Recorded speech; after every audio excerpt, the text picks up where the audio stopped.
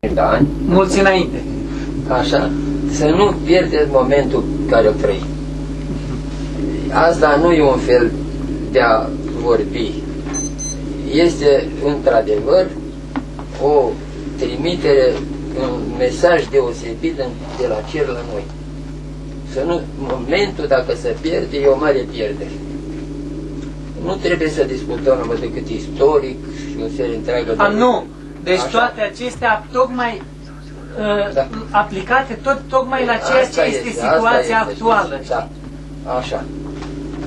Trebuie să discutăm, adică mai bine zis, trebuie să urmărim fiecare în plapumă, în pădură, pe piatră, pe pădure, pe altare. Dom'le, care e poziția mea? S-a înregistrat, da. Pentru că e acela care nu are poziție sufletească, acela e într-o mare primeștie. Pentru că de greșit se greșește de toți. Chiar și dacă ai fi Apostolul Petru. Da. Și mai mult spun, noi nici nu putem face greșeala mare care a făcut-o Petru. Să se le vedă Hristos în fața lui, știți? Da. Dar Apostolul Petru a avut poziția sufletească, s-a ridicat. Ei, asta îl umoră pe dracu, poziția noastră sufletească. Ca să știm să ne ridicăm, că e cu neputință să nu greșești. Da, nu pentru că vrem, pentru că de multe ori nu vrem. După cum și rugăciunea spune, Doamne, vreau, nu vreau, mântuiește-mă. Să zică, într-un fel, se greșim. Dar dacă e poziția sufletească, asta ucide, asta ține departe și cu foarte puține șanse din partea dracului, știți? Pentru că ridicându-ne mereu primim Harul Dumnezeu. De câte ori, știți? De 7 știți ce înseamnă? Permanent. Permanent. Cuvântul 7 în Scriptură înseamnă mai mult. De-aia zis Petru de 7 ori. Mai mult înseamnă. Nu zic mai mult, eu zic permanent. De 7 ori câte 7, adică felul ăsta. La nesfârșit. Spus de Dumnezeu. Asta spuneam că dacă se pierde momentul ăsta și orice discuție, dacă vreți Sfințile voastre, așa ca slujitori, ca îndemnători, ca propovăduitori, plecați de la momentul ăsta.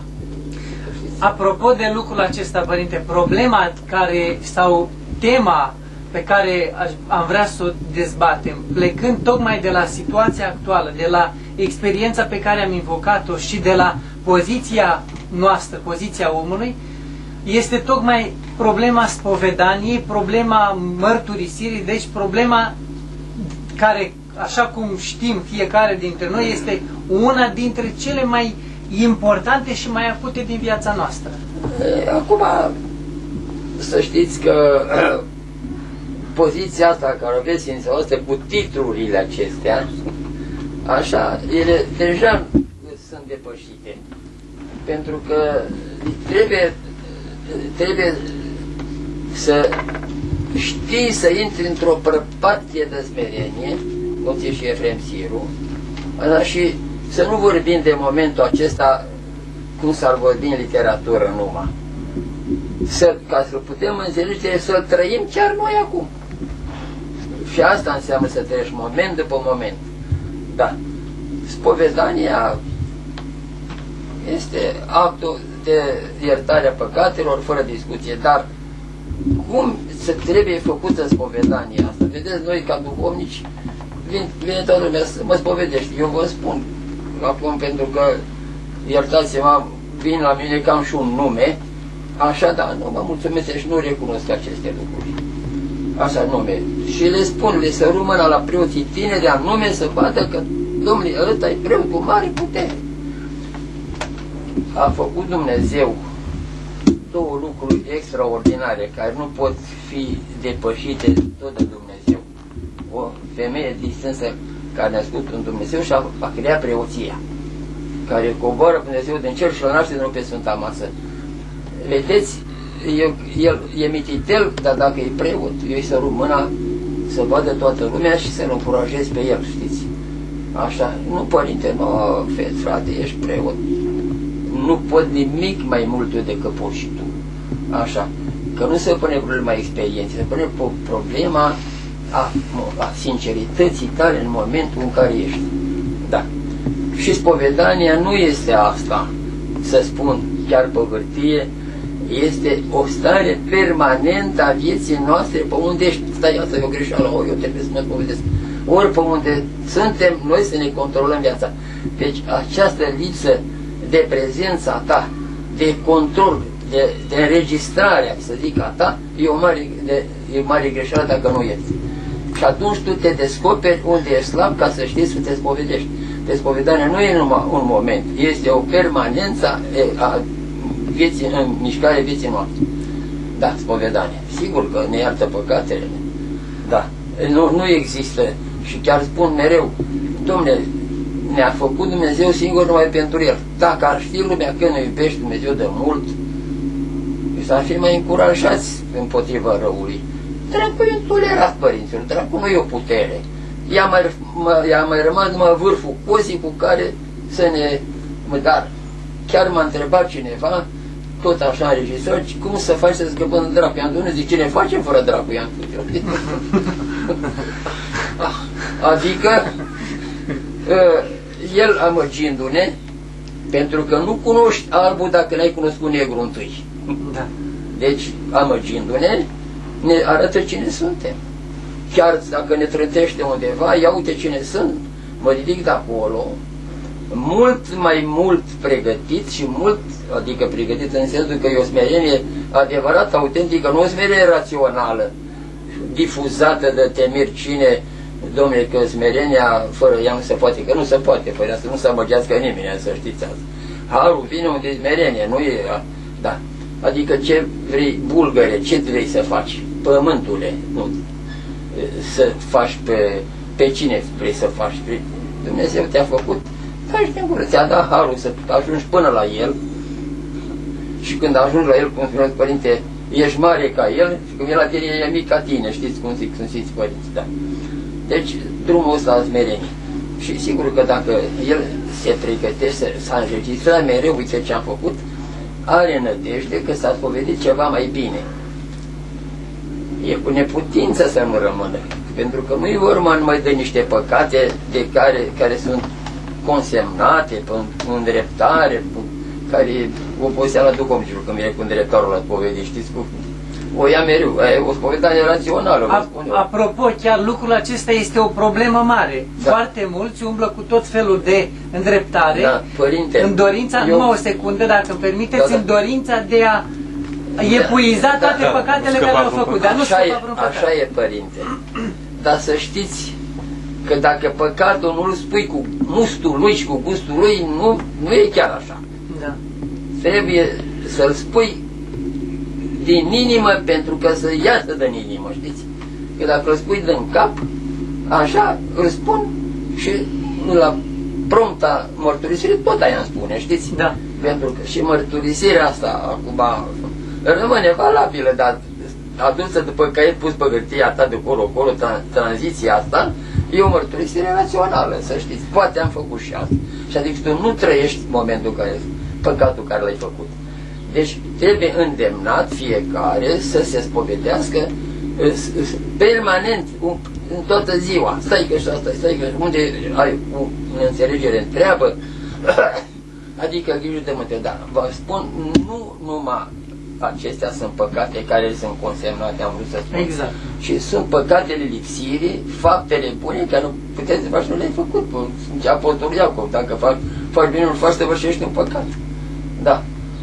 Problema este că... Pentru că, vedeți, dumneavoastră, să creează punți de intrarea dracului în noi, în aceste lacune, prin aceste așa. Sau să vorbește de rău. Vorbirea de rău, care am îndrăznit să spun, sunt foarte convins că cei din viață, cei mai mulți care vorbesc de rău. Și dacă îi spui ceva, să apără, dar ce? Nu e adevărat? Dar ce numai eu vorbesc? Știți? Și zice Sfântul Iacob, Sfântul Grigore de Nazian, teolog, orice cuvânt vă da în răspuns, cu atât mai mult de orice cuvânt rușinos. Și zic eu, cu atât mai mult de orice cuvânt ucigător. Pentru că dacă vorbește de rău, îl cadrăm la ucidere. Da. Da, i-ai stricat morala, l-ai ucis, ucești și îndrăznesc să te mai și aperi. Vedeți, și sunt o serie întreagă, repet, de fapte bune care trecem ușor peste ele. Una din acestea, care e foarte neobservată, sau cuvântul ăsta de a iubi este luat numai ca literatură și criteriul de judecată e iubirea și așa, nu este așa, numai așa. Trebuie să iubim pe cei care merită urât și ucis chiar. Trebuie să-l iubești să-ți pară rău. Nici asta nu-i destul. Trebuie să iubim pe toți din iad în felul în care, Doamne, să sufere în locul lor, numai să-i scoți pe de acolo. Asta e iubire. Iubire divină. Apropo că de Dumnezeu iubește pe cei din iad, dar este marea durerea lui iadul. Pentru că nu este vorba de niște greșeli căreptea. Este vorba de dreptatea divină pe care ei au călcat-o cu îndrăzneală. Că Dumnezeu poate să facă multe, dar una nu poate, să-și face cuvântul. Și cuvântul ăsta, că dreptatea nu mai poate mila să se răscoale asupra dreptății, pentru că e cu neputință de data asta. În viața noastră curentă e valabil că s-a ridicat mila asupra dreptății, că ne-am topit inima de așa de unul care merita în sfârșit iubit, dreptatea e mai puțin, cum zice și Ioan Scăraru, raport de dreptate și pași de 2 la 8, adică pacea e mai mare de 4 ori decât dreptatea, știți. Da. Apropo de lucrul acesta, de cei din iad și așa mai departe, ce credeți dumneavoastră că sunt foarte mulți, aș îndrăzni să spun, părinți chiar, care spun că nu trebuie să ne rugăm pentru cei care au murit, nespovediți, neîmpărtășiți. Nu așa, nu așa. Deci nu trebuie pomeniți la liturghie și așa mai departe. Nu, dar sunt... Deci, noi vorbim ce trebuie, nu exact, că sunt și dragi, nu. Exact. Noi, părinte, mai întâi de toate, la astfel de întrebări și răspunsuri, trebuie să ne dovedim că suntem normali. Și că nu suntem extremiști și nu știu ce. Da. Și un om care e normal și pretinde că are și el ceva de spus, știe că Dumnezeu iubește dincolo de începere îngerească, dincolo, nu ne dați să vorbim așa ceva. Că nu poate un Dumnezeu care ne-a creat să nu ne iubească și ne-a creat singur numai pentru El, să știți. Da? Și-a dat posibilitatea omului de pe poziția ortodoxă, nu catolică, purgator și nu știu ce, să pomenim pe cei care sunt morți, afară de cei care s-au sinucis și de cei care nu recunosc pe Dumnezeu nici acum. Da. Eu am avut astăzi cazuri la o doamnă, nu m-am plâns, mi-a dat, dar trebuie să o liniștesc ca să știu, să mă înțeleagă ce vreau să-i spun. Că nu crede bărbatul ei. L-am subliniat, acolo nu crede ce să-i facă. Nu crede în Dumnezeu, nu pot să-l... Îl pomenim pe la catiste, pe la astea, ca pe turci, care sunt păgâni, știți, așa. Că sunt ființe omenești, atâta numai. Dar la proscomide și asta nu. Dar pe creștini care au murit în păcate, care, da, recunoscut pe Dumnezeu, putem pomeni, nu ne jucăm cu asta. Ne băgăm, ne arătăm și noi mila aceasta că nu eu deliberez, eu nu eu cel care hotărăsc, justiția deja s-a pronunțat, așa, da. Noi trebuie să ne preocupe să ne controlăm dacă iubim cu adevărat, că dacă iubești cu adevărat, atunci, cum e o mamă, cum Dumnezeu să nu pomenești băiatul meu care e sărac? Despre sinuciști ăștia că a venit vorba, sigur că eu am fost întrebat de mulți și chiar azi am avut un caz și a lăsat și o scrisoare, o fată deșteptătuță după câte am văzut și a lăsat și o scrisoare, deci a murit deliberat, s-a aruncat de la 8-ul etaj, a murit deliberat, numai dacă e nebun. Nu într-o stare de nervi accentuată, nu, dacă e nebun. Deci nu mai are control, nu mai contează asta, da. Am găsit totuși o soluție, adică o soluție, că nu putem să-i pomenim. Cu cât respecti ce spune biserica, cu atât, dacă vrei, îl poți ajuta chiar cu asta. Că tu ești un slujitor cinstit al bisericii. Ce poate să facă degetul ăsta, care în întregime face parte din ființă, din acest microcosmos? ce poate să facă el când mintea o tărăște altceva? El, decât să supună. Da. Am găsit metoda asta. Să scrie morți cei mai apropiați ai sinucisului, fără el, cu tot neamul ce l-a dormit. Unde poate să intre și el și atunci lăsa să elibereze Dumnezeu. Nu mai înțelege, știți? Și chiar azi am avut un caz aici și l-am subliniat cu roșu când îi face la proznet să știu să nu trec peste cuvântul și cu tot neamul și l-a dormit, știți? Da, adică unde poate să intre, că poate cine știe ce-o fi. Dar noi nu putem să hotărâm. Dacă, am mai spus încă cineva care, chiar Părintele Cleopa, nu știu ce, eu am avut multă discuție în privat, că după 7 ani, nici o dinioară, decât după 7 ani, uite să se nuce toată lumea dacă știe că peste 7 ani. Da. Nu merge. Nici o dinioară. Pentru că nu este în materie de mântuire timp. Exact, da. Nu există timp, știți, există veșnicie. Da. Poate așa, pogorământ pentru familie. Cum? Pogorământ pentru familia care vrea să-l pomenească. Pogorământ pentru familia care vrea să-l pomenească. Există practica parastasului după 7 ani la cei sinuciși. Nu merge, dragă, nu se poate niciodată. Spunem nici în cimitir să nu înmorântezi. Îl înmorântăm în cimitir, nu ne lasă primăria, știți? Sau ducem în altă parte, știți? Da, revenind la cădere. La ce? La căderea spirituală. Ce să facem cu credincioșii că atunci când el cade și e copleșit, are acest must al păcatului de care a spus, el atunci nu vine la spovedit. Atunci e frică sau rușine de duhovnic să vină. Și să duce, stă, să chinuie și apare după o lună, după 2 sau după mai multe păcate sau deloc. Păi dacă se spovedește... Deci nu alergă la spovedit atunci când a căzut. Deci nu vine la spovedit în momentul acela ce așteaptă, pentru că mulți știți cum spun... bine că n-a venit moartea, oricât ar fi târziu, e valabil. Chiar azi am avut cazuri când mi-am adus aminte, părinte, când eram tânără, uite ce am făcut. Foarte bine. Dar eram tânără, nu contează, nu e tot al tău păcatul ăla, știți, și păcate mari.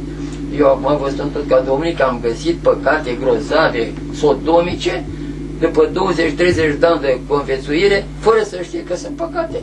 A zis că fac parte din ritmul vieții, da? Da. Nu se poate, da. Trebuie să vii și deștept, știi, în sensul să cunoștințe lucrurile, știi, și să te rogi la Dumnezeu să dea putința de a despica, de a descerne neapărat fapta, să treacă cu vederea. Pentru că, dragii mei, uitați, vă spun, cea mai grea parte a preoției, tocmai duhovnicia asta, știți. Liturghia, care e cel mai mare lucru în cer și pe pământ, nu e așa de grea ca e cartea în față, le cer și preoților, că chiar azi am o discuție cu ei, să-și citească rugăciunile de la liturghie, că acolo stă puterea liturghiei în toate, așa. Dar duhovnicia, care foarte puțin se învață, și nu-i vorba numai de învățat, e vorba de o dăruire interioară, de o râvnă ta, preote. Pentru că spune Ioan Gură de Aur că puțin preoți se vor mântui, cei mai mulți se vor răsândi, că măcar că vor scăpa de păcatele proprii, dar nu vor scăpa de păcatele celor că i-am luat spre îndreptare, spre salvare. Iar Sfântul Grigore zice, tot atâția sfete ucidem, cât în vina noastră lăsăm să o sândească. Vă dați seama, și cine e acesta care, preotul unde la duhovnicie? El trebuie să trăiască pe fiecare, dragii mei, să știți. Nu e ușor bietul preot. Și dacă spun că să spun de nădujeala mea, nu e ușor, că ia-l pe fiecare și sunt sute de inși, așa, că la judecat de apoi sunt foarte convins că e și duhovnicul de față. Și chiar le spun, ori accis pe iertare, dacă le spui, ori la judecată, pe vedea, dar le spuse nu rămân. Da. Așa, dar le spuneam și să nu te costă nimic. Deja am deschis drumul între inimile noastre, așa, ce crezi, mă, da, că dacă te scot din adânc de apă și te salvezi, cer că de ce ești ud, bine, te-am salvat. Da. Sigur că da. Apropo de responsabilitate. Ca metodă, ca tactică, să-și trăiască momentul și să fie prezent. Apropo de responsabilitatea respectivă, pe care o are duhovnicul, dar pe care în aceeași măsură o conștientizează și credinciosul, pentru foarte mulți dintre credincioșii de astăzi, o problemă delicată este alegerea duhovnicului. Și aici aș vrea să punctez faptul că mulți se gândesc că duhovnicul trebuie să fie iscusit și pe bună dreptate. Trebuie să fie încercat, să aibă o viață, se gândesc la multe lucruri. Ce primează în alegerea duhovnicului? Ce este cel mai important lucru? Părinte, ceea ce spuneți, Sfinția voastră, îl primea pe arhiereu de ce l-a făcut duhovnic. Că trebuia să fie așa. Dar noi ne găsim acum în față, fapta faptului împlinit. Are puteri extraordinare. Dar v-am spus de ce și să rămân la unul tânăr ca să-și cape dinții cu încredere în sine. Da. Ce contează că eu sunt de 60 de ani preot, cam așa, dacă sunt, ăla nu, e tot preot, știți. Da. Și dezleg și arhierei, dacă este vorba așa, că darul care l-a primit în hiresisia de duhovnic, așa. Are valoare, ori ce fel, alegerea acestui duhovnic de multe ori este un neastâmpăr al fiilor duhovnicești. Da. Mă duc la ăla, că e bătrân, că nu știu ce. Eu sincer mă lupt, eu pentru că sunt în sensul ăsta destul de cercetat și de așa, să le dau încredere la, să duc la orice duhovnic, că el este cu aceeași putere de dezlegare. Că el te-a și botezat și botezat ai rămas, te-a cununat, ai rămas, te-a înmormântat, are valoare tot ce spune. M-am luptat, nu vă spun numele cum părinte, e arhiereu la ora asta, când conduceam un seminar în 50. Nu vrea să-l fac preot, domnule, și nu vrea de-l, că am îmbrăcat arhierul de 3 ori, fugea de biserică. Și dar îi vedeam că era diacon. Îi vedeam că merită, avea și nițică vârstă față de, nu multe, 2-3 ani mai mult de ceilalți. Și era singurul seminar în țară, monahal și ăla, singurul seminar. Îi băgam întâi până în mănăstiri, îi aduceam după o zi în seminar, că să zicem că sunt călugă, știți? Și așa supraviețuia seminarul. Așa. Asta subiustinia, știți? Și dacă am văzut că nu vrea, i-am arătat un canon care spune așa. Zice, păi el s-a apărat și păi n-a spus Sfinția voastră că orice cuvânt al preotului se împlinește și al diaconului nu se împlinește. Și al creștin nu se împlinește. Crezi tu că ai voie să lase că nu ești chirotonit? Sau nu știu ce? Eu sunt trimis de Dumnezeu, mă expuneam cu felul de a vorbi, să te propun pentru hirotonie. Și nu vrea părințul. Și am arătat un canon care spune așa: diaconul care nu vrea să îndeagă să-l oprești de diaconie. Și l-am speriat. Și când la hirotonit. Când am spus, doamne, făceți-l duhovnic, când auzi de duhovnic, asta vă rog pe mine, altar, am început, asta vă rog pe mine, să mă faceți acum, mă, părinte, mă, să întâlnești o babă care moare, mă, ai putere. Și s-a împlinit toate. Era la neamț toată treaba asta. Și a murit preotul din Pipiric, erau două păruri în Pipiric. Pipiricul era satul al lui Nicodim, patriarh. Și a murit preotul acolo în Vinerea Mare, părinților, în Târgu Neamț, când se umblă piciorul în mașină, a murit săracul pe scările mașinii și a rămas parochiar de parte, fără preot. Și a făcut apel la Sfintele să trimis tocmai pe ăsta, care nu era duhovnic. Eu nu mai eram acolo, eu eram la Flatera. Am primit scrisori, salvați-mă, uite ce-am făcut, mă dezi, neascultarea. Caut și acum găsesc în Pravilă, unde găseam cu ce să-l ajute, să-l încurajez cu oarecare ațipilde, că Duralex el rămânea valabil. Da. Și acum e arhiereu, nu mai vă spun. E cocoșel de la Rădăusti. Da. Părintele Gerasim. M-a hirotonit preot pe mine. Cum? Eu am fost hirotonit preot de el. De el, da. Am rămas săracul, ne respectăm, ne felicităm, în sfârșit. Da. Am avut de la seminarul de acolo 6-7 arhierii am acum. Da. Nu le cer nimic, nici n-am nevoie, să mă lăsem face. Ce să facă duhovnic? Dacă este antipatic cum și duhovnicesc? Părintele întreabă ce să facă duhovnicul în momentul în care unul din fiii duhovnicești, din diferite motive, îi devine antipatic. Ce să facă el să depășească? Îi devine antipatic duhovnicul sau... Nu, fiul duhovnicesc îi devine antipatic duhovnicului. Nu poate să-l iubească. nu putem să-i cerem asta, să o iubească. Atunci să spună păcatele, că să nu pierdă momentul ăsta extraordinar, pentru că intră în păcatul împotriva Duhului Sfânt, că ți-ai ascuns pe motive sentimentale, nu știu ce, ai făcut măsurărea. Duhovnicul mai are și această binecuvântată simțire să-și dea seama de lucrarea inimii lui și de sentimente. Știți că îl întreabă și mai întâi și duhovnicul trebuie să se înfrățească cu el ca să ajungă la niște lucruri foarte ascunse, știți, delicate, păcate, și atunci ca să pot să spun una din metodele cele mai bune ca să pot să spună tot, că dacă mi-ai spus toate, dar unul și cele mai mari nu se spun, care s-au făcut ascunse, care cine știe ce. Rămâne valabil să, nu cumva, uite ce, nu contează după cine iubești tu, dar aici este un moment sacru, este o mare taină, depinde de mântuirea ta.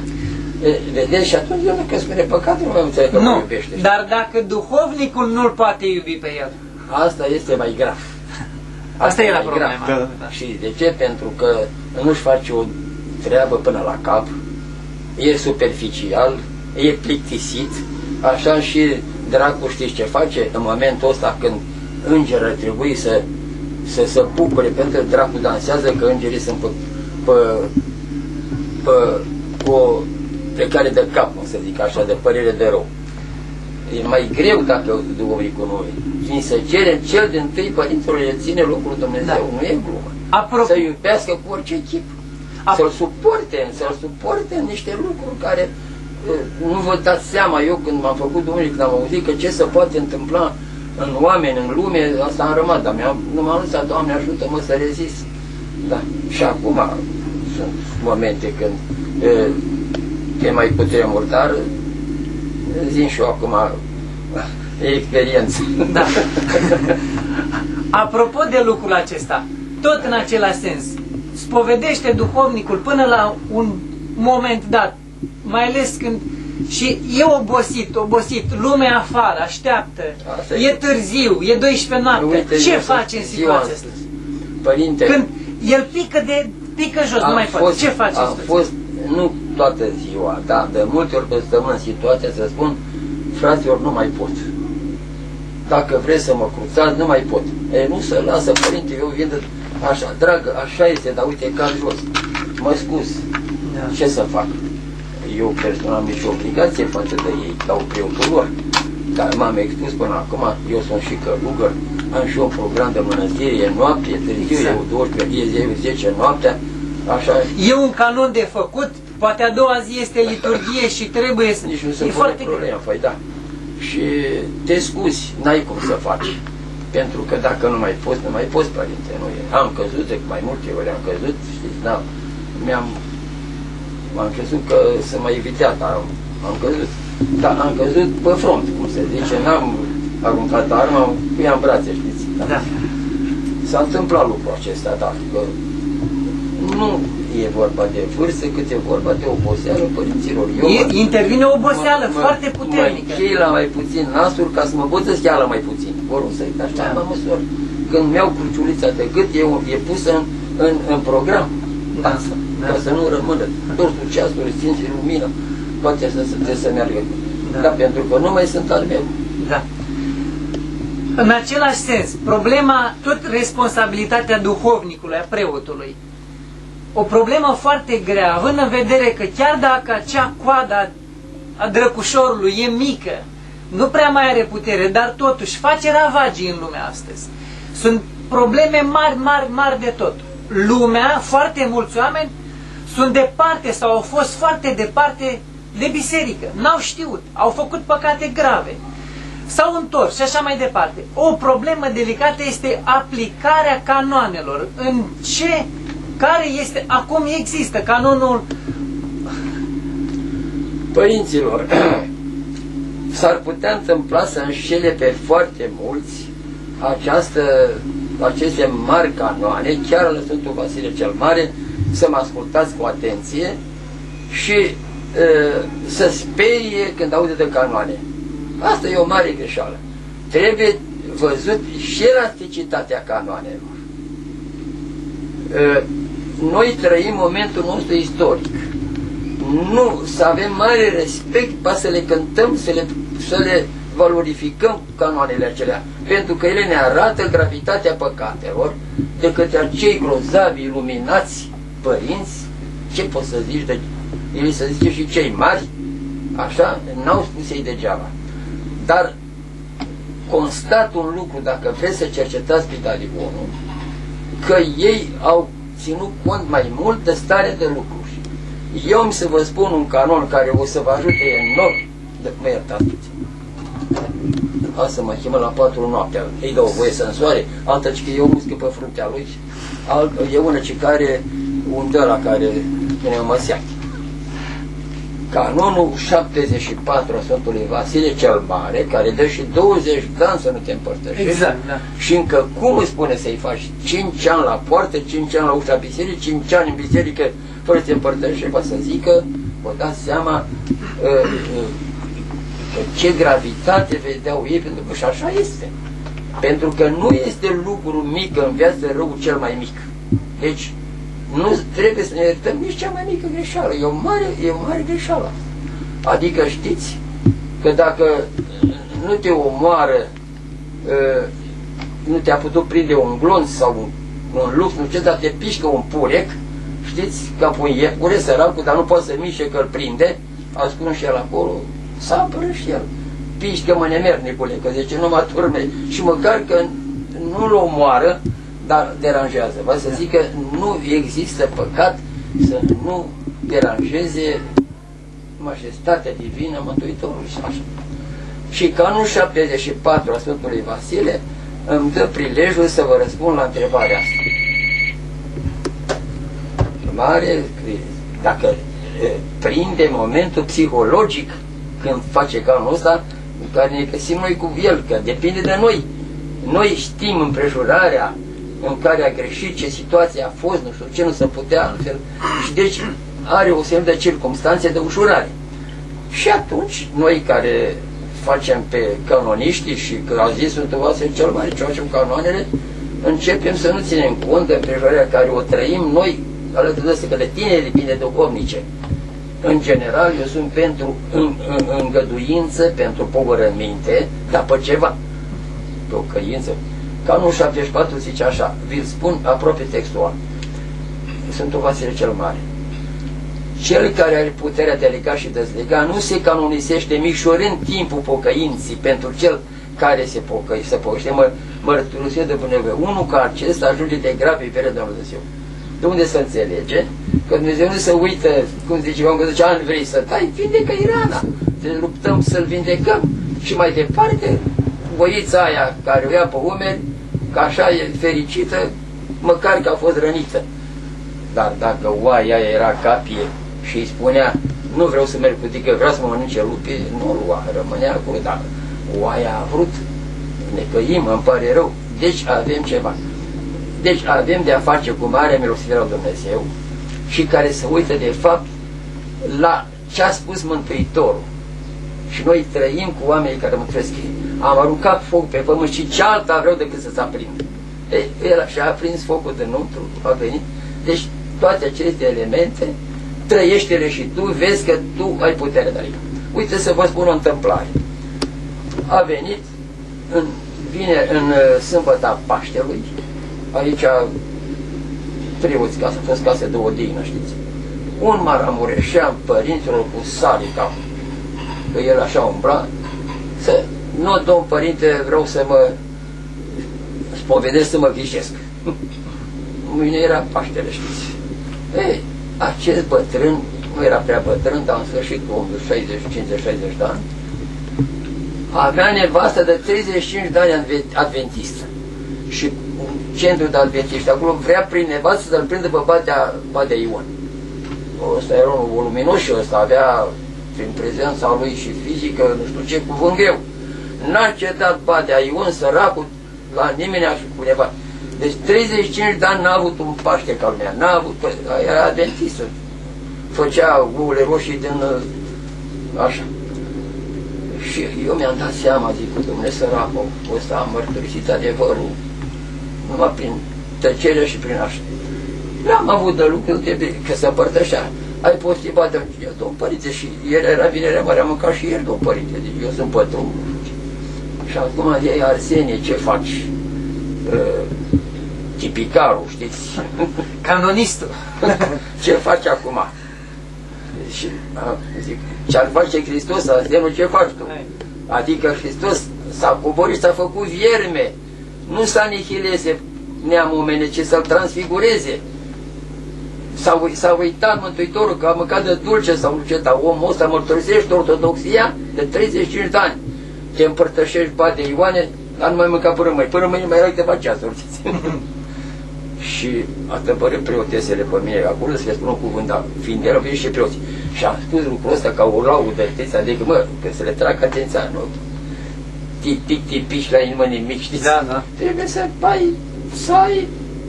să iubești omul acela. Împărtășania aceea nu era ta. Și eu mai spun și altceva părinților. Chiar venirea la mărturisire e un canon. Da. Care trebuie să ții cont că el îl împlinește. El aici, păcatele, vedeți, să face, vede cineva, vedeți, o ascuns și aici trebuie să declari.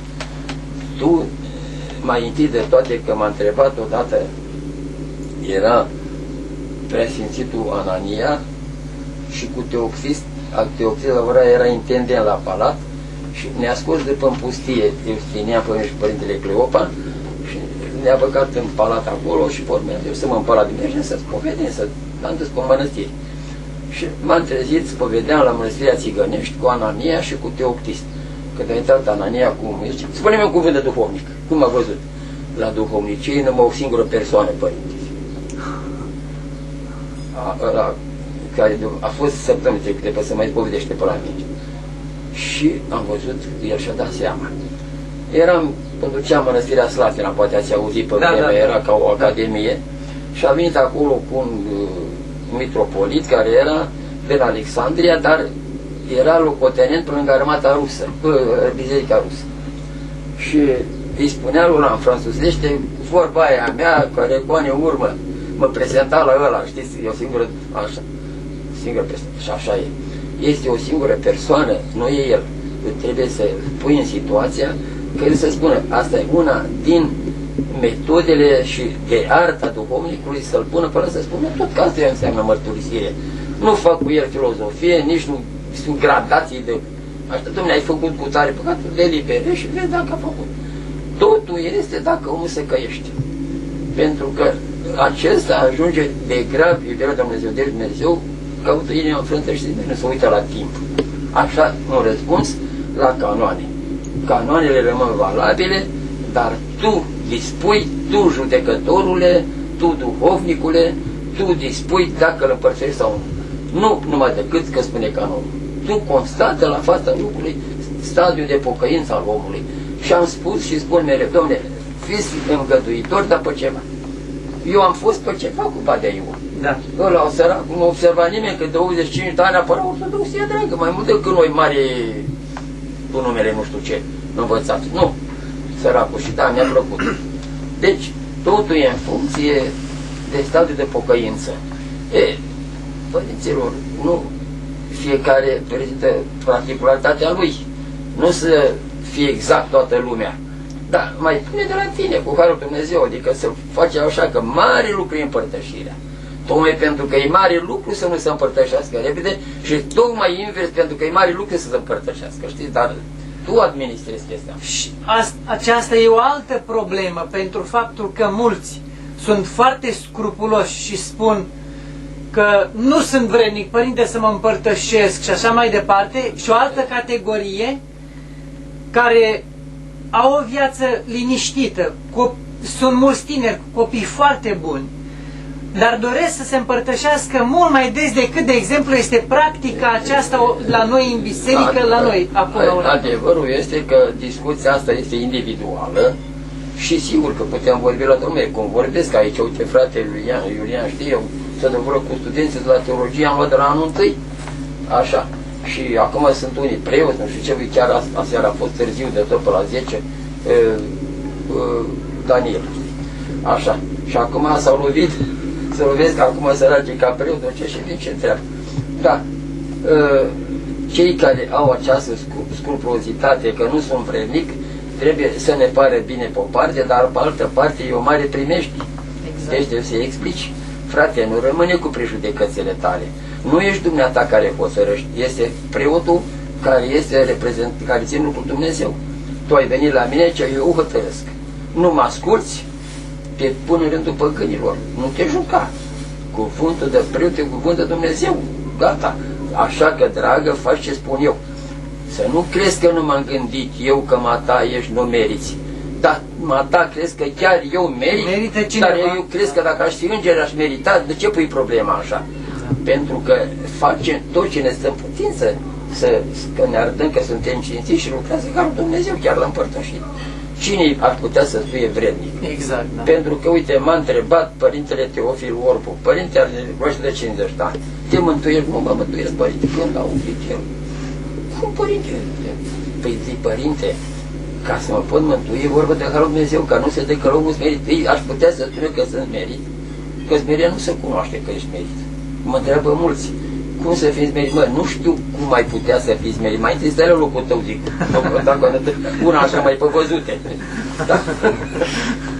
Dar cunoaștem când suntem mândri. Asta. Și atunci, stai, uite, tu sunt prostule, nu știu ce știi, și atunci încep să dai seama că smerenia n-are măsură. Și tocmai asta este, acolo vine Harul Dumnezeu și te poate salva. Pot eu să spun că mă mântuiesc, că, ca să spun mântuiesc sunt dat Domnul, nu sunt smerit.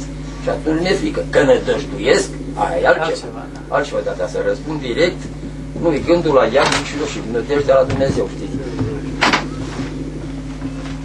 Dar cu cei care doresc să se împărtășească mai des, repet, cu spovedanie, cu regularitate, ăștia trebuie ținuți în frâu. Da. Să știți că sunt armăsar la trăsură sau la sanie sau nu știu ce, dar sunt și hățuri. Trebuie să-i duci pe drumul care vrei tu, nu care vrea el. Da. Trebuie și ăsta, trebuie să... La toată lumea există un răspuns. Da. Dar noi care acceptăm, administrăm, să zicem, taina, trebuie să o facem cu dreaptă judecată. Pentru că, uite, sunt, cum a fost Vladimirești, o catastrofă. Da. Dar lasă că și-au negat în erezia cu comete psihoze, cu nu știu ce. Da. Dar și alții, am auzit că sunt niște măsiri într-un loc, împărtășesc zilnic. Așa. Asta este nenorocirea momentului nostru istoric.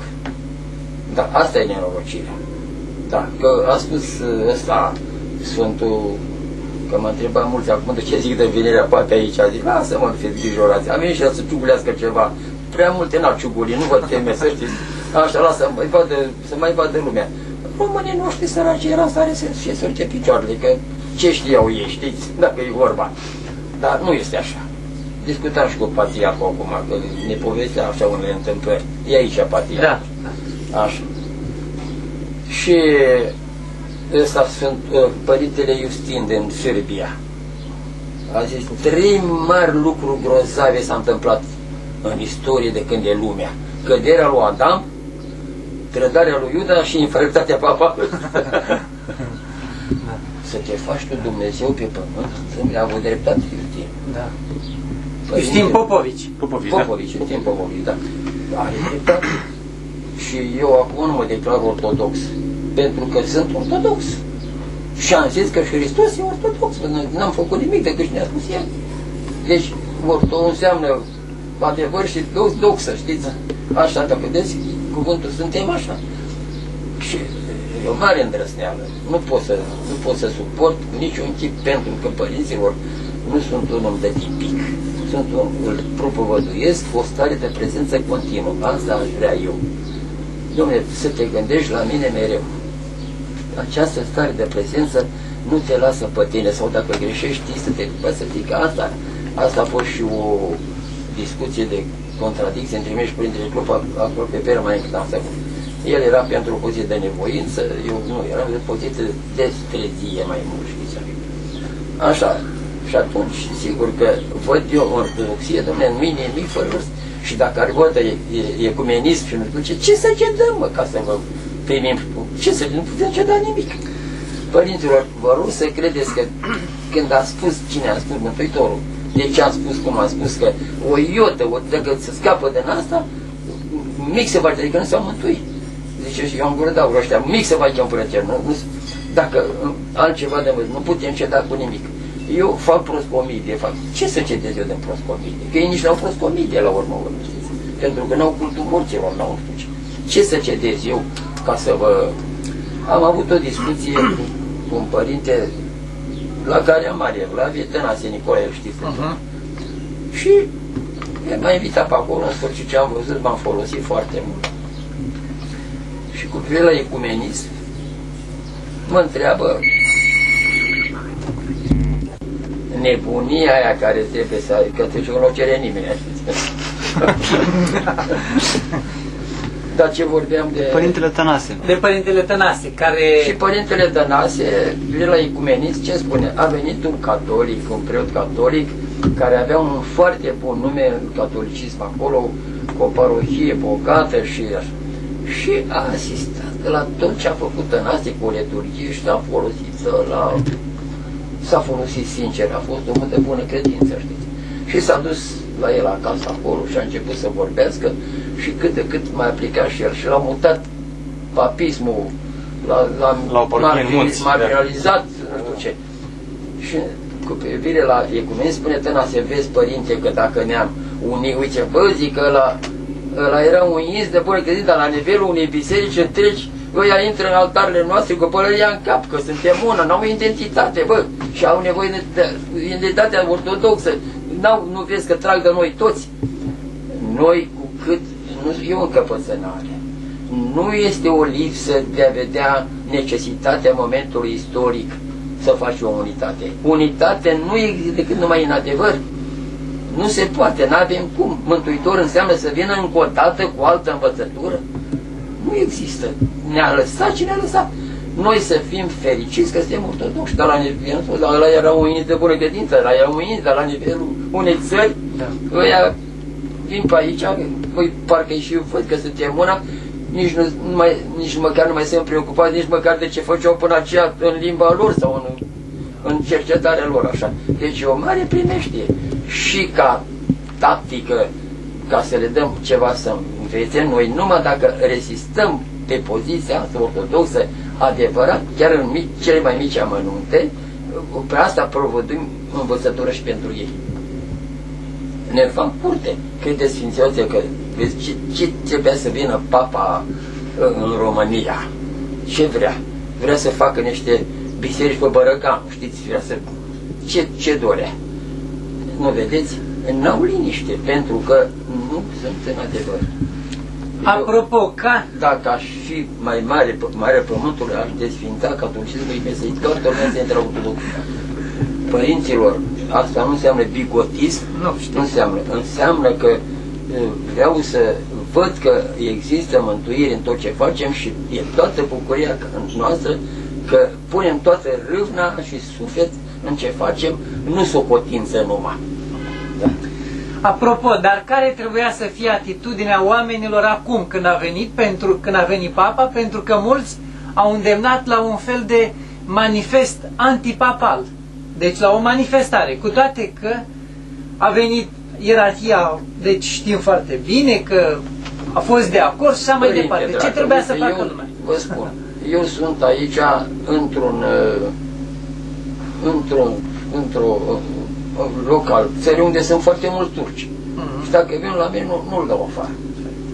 Turc, care e păgân, mai grav decât Papa. Bani, cere și rugăciuni. Nu poți să-i pomenesc la proscombii, dar până la catiste, până la astea, știu ce. Chiar mi-am făcut la un mare croitor al lor turc, foarte bun, mi-am făcut niște lucruri de ăștia, cămăși așa. Și am zis, nu, că nu avem mare nevoie de dumneavoastră, asta a fost răspunsul, știți. Așa, eu te mă zic, acum, zic că nu vă să mă... Dar acum, mă scuzați că a fost ieri primarul la mine, de aici, mă iertați că închideți aia, că nu, mă înțeapă conștiința. Da. Că dacă, așa spre învățătură, rațiunea are o părere și conține altă părere, face ce conștiința, nu ce zice rațiunea, știți? la o problemă oarecare. Conștiința e altceva. E acea părticică deșteaptă, divină de noi, care aici nu se poate. Da. Vedeți, Suzana, cartea Necaunei, Suzana, Da. A fost acuzată, știți, de adulter fals. Da. Și i-au spus, dacă nu ne cedezi, noi suntem doi martori și ei vor condamna la moarte. Și Suzana a deliberat. Ca să scap de moarte trebuie să cedez. Ce fac? Să cedez, să scap de moarte? Asta. Și ce a făcut Suzana? O lăsăm puțin și trecem la David. David a păcătuit, știți, și adulter și ucidere. Și a fost întrebat: cine vrei să te pedepsească, oameni sau Dumnezeu? Și lăsăm pe David, cea de liber, să trece merg la Suzana. Suzana a zis: domnule, nu cedez, judecați-mă voi, decât să supăr pe Dumnezeu. David, invers, a hotărât să-l pedepsească Dumnezeu, nu oamenii. Și acum, cine citește la repezeală, pare un paradox, dar nu e așa. David a spus, pentru că deja greșise. Da, Și, da. și greșise. Mila lui Dumnezeu e mai mare. Și de la Dumnezeu că e milostiv decât la oameni. Da. Dar Suzana nu greșise. Da. Și atunci era un păcat împotriva Duhului Sfânt, nu, upătiți-vă voi. Și nu s-a dus cu ea acolo, știți, mai departe. Da, și da. așa a judecat-o, dar a venit prorocul Daniel și a salvat-o, știți. Știți cum? Da, Da. Așa. Da, pe același drum, unde a mers frumoasa și bogata și cinstita Suzana, s-a întors cu laurda. Deci păcatul care înainte hotărăsc numai că mai va ierta Dumnezeu, e păcat foarte mare, să știți, chiar dacă e mic. Concepția în sine, ăsta e păcat împotriva Duhului Sfânt de care vorbea Evangheliile de el, au luat pe el la biserică. Dacă ați urmărit, știți, cine va greși împotriva Duhului Sfânt nu va fi iertat. Exact. Așa. Pentru că Duhul Sfânt face să mă recunoașteți voi că sunt Hristos. Dacă voi nu recunoașteți, greșiți împotriva Duhului Sfânt. Așa. Puteți, vă mă vedeți ca om și puteți să greșiți, vă iert. Dar e Duhul Sfânt, vă spune că eu sunt Dumnezeu. Aici greșiți voi. O altă problemă pe care am auzit-o în anumite discuții, fie au venit și-au spus de la diferite mănăstiri sau diferiți duhovnici, au spus următorul lucru. Când cineva săvârșește un păcat mare, se spovedește, dar nu-i dă dezlegarea propriu-zisă, deci nu-i spune rugăciunea de dezlegare. Pentru că spune că trebuie amânată dezlegarea aceasta până la... E o mare greșeală. E o mare greșeală. S-a spovedit de dezlegare, nu-l împărtăși. E altceva. Asta e altceva. Aia e altceva, nu dă dezlegare acolo. Exact. Dar el te dezlegare, pentru că orice ar fi făcut, jertfă de Golgota depășește orice greșeală. N-a venit numai pentru o anumită categorie de bonlavi sau de greșiți. Nu se poate. Eu, mă iertați, exact ce spuneți, am fost la Sigăstria, am avut mulți, am zis mii, dar am să spun mulți, fii duhovnicești, și vorbeam cu Părinte Ambrozie, care a murit, care e un mare trăitor, a adus de mine în mănăstire, l-aveam la Mare Evlavie și îmi purta și el, așa, tot așa, Mare Evlavie. Și l-am întrebat, cum mărturisiți voi, pentru că era un duh acolo, un duh care era al Sigăstriei, știți, adică cu canoane de temperia. Da. Și cum faceți? Păi zice, prea cuvioasă, zice, dacă are 20 de avorturi, nu dezlegăm. Și ce faceți? Te trimiteți la Arsenie? Ce faceți? Dar veniți, mă, să se roage, mă. Adică crezi că a făcut păcat mai mare decât a făcut Petru? Și cum l-a înțeles Mântuitorul? Ce canon ușor i-a dat, usturător, dar pe drumul salvării, știți care? Mă iubești? Da, știu. Zic că orice ar fi făcut, asta e mare greșeală și lipsa de înțelegere a mare prerogative, mare putere care are duhovnic. Că dacă ți rog cu Dumnezeu, prostule, ce mai cântărești atâta? ai libertatea de la Dumnezeu cu inspirație și să apreciezi lucrurile, dar cum să nu dezlegi? Nu-l împărtășești, aia e cu totul altceva, îi dai canonul ăsta, nu te împărțești. Că ăsta e cel mai mare canon care se dă, adică de lucrurile de la împărtășit. Da. Dar de dezlegi că-l dezlegi, nu să se mai ducă el. Da. Dar vine la duhovnic. Da. Atunci când greșeau în vechiul evrei, se ducea la cruce aia cu șarpele, dar se producea pentru orice fel de păcate. Nu făceau păcate ușoare, să știți ăia acolo. Da. Cum ne disecăm noi pe aceia, aia făceau păcate mari. Și erau iertați. Dar noi aceia, nu, Da. vine la semenul tău, ți-a dat puterea asta. Dar asta vreau ca el care vine să vadă într-adevăr puterea nelimitată a duhovnicului. El trebuie să răspundă cu această nelimitată putere. Tot legat de spovedanie, mai ales în București, și vorbeam și pe drum când veneam, există practica spovedanie în colective, în grupuri. Nu are valoare, părinte. Nu are valoare. Nu are valoare. Și acum iertați-mă ca să vă spun un caz, știți. Aia îi convine la oricine să spună, pentru că trebuie să treci prin transpirația asta a spusului păcatului. Personal. Personal. Îți cere Dumnezeu această jertfă. Nu se poate fără... Dom'le, am greșit aici și de-aia am spus eu că și spovedania în sine e un canon. Că eu trebuie să-ți vezi, tu să-i dai ocazie să nu-l lași, uite frate, așa, așa. Dacă știi că a făcut un păcat, că mi s-a întâmplat mie și asta, făcea chestie cu fata lui și eu știam de la fată ce a făcut și el nu vrea să recunoască. Eu nu l-am putut dezlega. Ce facem în cazul ăsta? Nu l-am putut dezlega pentru că el, dacă îl dezlega... Tăgăduia. Nu. El nu spunea, nu recunoștea. Nu l-am dezlegat. Da. Pentru că dacă îl dezlegam, el cădea în păcat împotriva lui să ne sfâră la păcate ținute, știți? Și nu l-am dezlegat ca să măcar să-l ușuresc cu asta. Am murit la niște zile, Dumnezeu, stă mintea în loc. Dar ne dezlegat, n-am avut cum, dar eu am insistat că știam lucrul ăsta de mai mulți ani, de la 9 ani l-o topăcisam în păcate, știți? Aia săraca, până a dibuit-o, până o mătucă, dar ei... Da. Ce vreau să spun eu de... Deci trebuie să mărturisească el singur, nu ne putem folosi noi de ce știm. Nu. Pentru ce Dumnezeu să-l determini să... nu știe ce ai făcut, dar te așteaptă să te declari. Da. Sigur că da, nu. Păi asta este. Asta este. Sigur, trebuie să spui. Dar vreau să vă spun o întâmplare în legătură cu spusul de colectiv. Un mare mitropolit, creștin, bineînțeles, chiar a avut o întâlnire sinodală acolo, el prezida și căzuse într-un păcat de vorbire. Un strașnic de conștiință. Am să spun public ce păcatul ăsta. Dracu, nu spune public acum, de mine să spună, dar tainic. Acum când spune tainic, nu-i convine să nu spune, dar de gură, că nu spune tainic. Asta a uitat la șochirile ăștia el.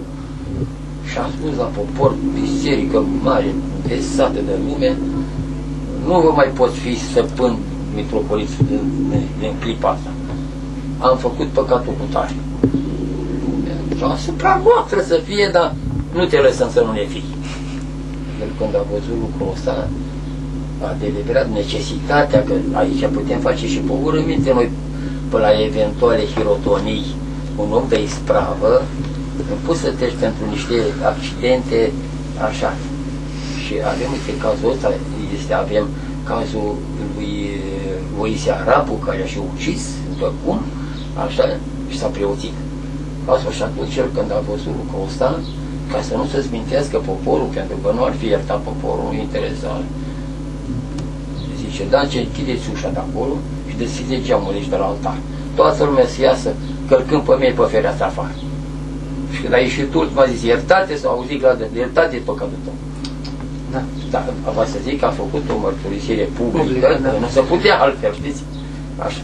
Apropo de lucrul acesta, tineri, studenți la teologie, care vin se spovedesc și au făcut păcate care sunt impedimente la hirotonie. Personal am procedat în felul următor. E evident, a primit dezlegare pentru că s-a spovedit, Dar l-am sfătuit ca înainte de a se hirotoni să spună episcopului, pentru că totuși, cine hotărăște asupra hirotoniei? Nu. Când își face dosarul de hirotonie, are un cuvânt într-o foaie și duhovnicul. Ce zice duhovnicul, hirotonin sau nu? Și el zice, n-are păcate opritoare. Nu spune opritoare, știți, curbie, ucidere, nu știu ce. Deci are avizul și al duhovnicului, dar nu se spune el la arhiereu, pentru că el depinde de tine. Deci, dacă tu i-ai dat dezlegarea asta, arhiereul îl face cu preotul. Să vă spun o întâmplare. Dar un pic, știți cât, mă iertați că insist acum, dar știți cât de formală este problema aceasta a spovedanii la catedrale? Pentru că nu duhovnicul lui îi dă hârtia, ci este duhovnic special pus la catedrală și acela are... Asta e simonie, dragii. Dar asta e realitatea. Asta este realitatea. Asta este. De exemplu... Ori sunt duhovnici care deliberez și sunt așa, țin așa de mântuire, ori ce cauți la mine? De exemplu, când m-am hirotonit eu, întâmplător, fericit o caz a fost că duhovnicul meu din seminar era și duhovnic la catedrală.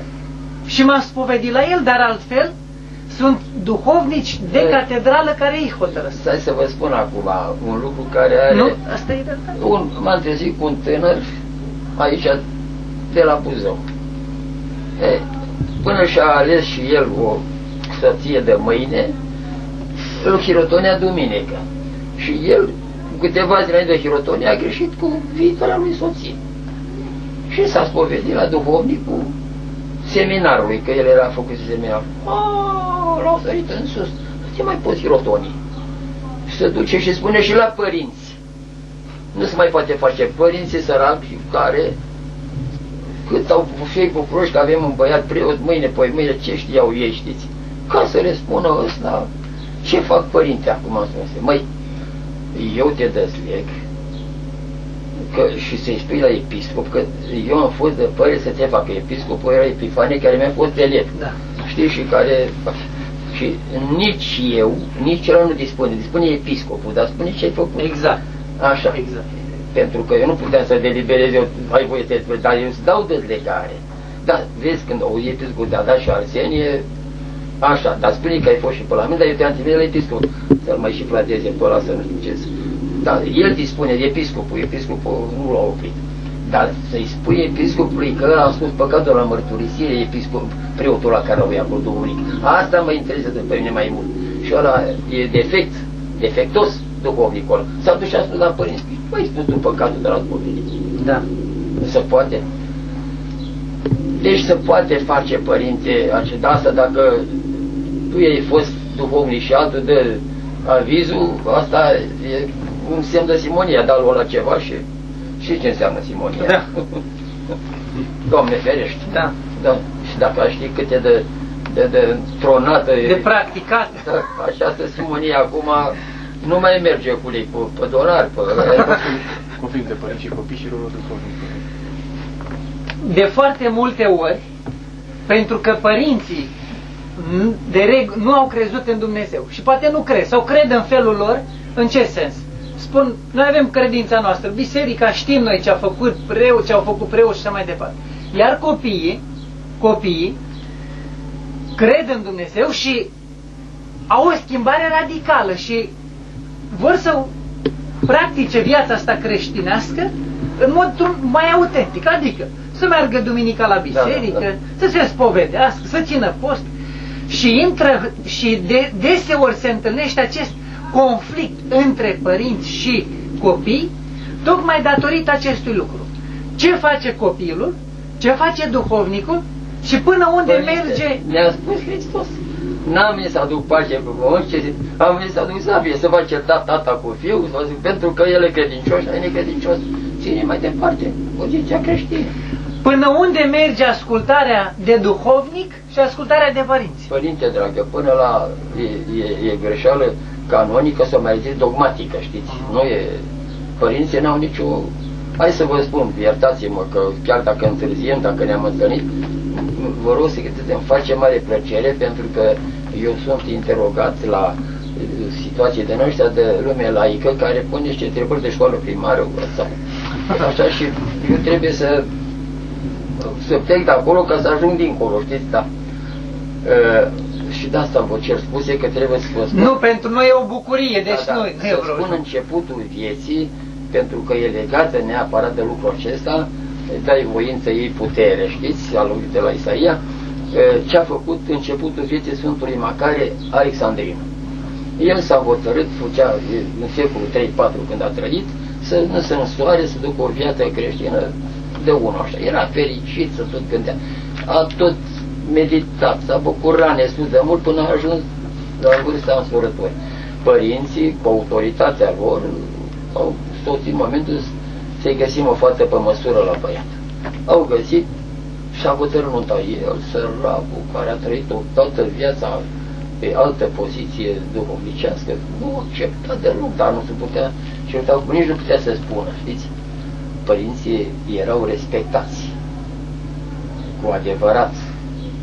Și eu mă rog și acum să dau autoritate părinților. Dacă ne vorba de adevăr, poate sabia. Nu e glumă. Hristos trebuie apărat, cum spune Sfântul Pimen, dacă odată taci, a doua taci, a treia fă-te sabie, dacă așa. Hristos trebuie apărat, care e capul nostru, de-aia a spus să fii înțeles ca șerpi, pentru că șarpele își apără capul. Că dacă lovești la cap, moare, altă coada, alta nu moare. Și capul nostru e Hristos și păzind, asta înseamnă să păzim pe Hristos care e capul. În sfârșit a venit nunta, l-a îmbrăcat în frac. Alex pe Macarie, săracul, o fată nevinovată acolo al vedea, el cu o sac la nuntă, acolo la petrecere, lumea îl scuza eveniment, nu știu ce, el însă fără masă, dar după tradiție trebuia să retragă cu mireasa, cu cât se apropia momentul ăsta, cu atât îl seca mai mult. Pe când a sosit chiar câteva clipe de moment, aici afară și fugi.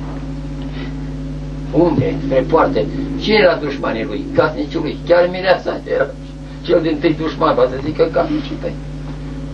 Când a ieșit pe drum, a să spune, unde pe drum? Să fugă de aici. Pe drum a un bătrân, cozi de sagă cu toiac la spate, trecea și el. Când l-a văzut, ăsta era salvarea lui. Unde duci bătrânul ăsta în frac, îmi dai bătrânul săracul? Păi zice, unde mă duc? Nu a vrut să-i spună, că l-a văzut că ar putea să înțeleagă cineva, dar săracul ce putea să zică bătrânul ăla când l-a văzut botanul? În sfârșit nu s-a lăsat și eu zice, mă duc în pustie, că pustie, ia-mă, nu s-a agățat în pora lui, l-a luat. Și bagă de seamă, și eu te iau, dar să știi că nu avea nicio grijă, săracul, el să căuta să depărteze mai mult de primești. S-a dus în pustie și a stat 3 ani. Într-o desăvârșită, că după 3 ani, bățoare ridicat, era Arhanghelul Rafael. Așa, har, așa mișcare, așa har. Așa voință, așa har. Ei, și la el, dacă stătea, putea să se mistuie el acolo, dar nu a zice ce a mișcat înseamnă a ajunge. Deci fugi, nu te mai ții până de părinți. Ei, cine a fost Macarie Alexandru? Știi, sau de bără drace, pe el să-l ducă în lume, dar el ce, unde m-am făcut, zice, că i-au zis că ești înțelept, dar unde m-am făcut, în lume să-mi pus de împutiere, mă. Dar și ca să-și facă joc de ei, știi ce a făcut, dar a băgat capul în peșteră și picioarele duce, capul nu vi-l dau. E, și mai multe, a găsit 2 lei, pui de lei surgea la măsa moartă, știi, și a luat el, i-a crezut, s-a făcut 2 lei, erau ucenicii lui, în sfârșit viața lui era frumoasă, știți. Da. Tot legat de lucrul acesta, dacă mai permiteți. Da, de asta vă spun, dragii mei, este vorba de a face ce a spus Hristos cu prudență, ne-a spus, nu țineți cont de nimic, numai ce spun eu. Și am spus chiar o mormântare acum, persoană am fost zile trecute. La Felicia. La Felicia, da, că eram duhovnic cu ei. M-am dus acolo și am spus, domnule, singurul sens și principiu e Hristos, nimic mai mult. ascultați glasul mortului. Mortul asta ne spune, că era Hristos și nu poate să spună altceva decât ce a spus Hristos. Și știm ce a spus Hristos. Și ce a spus?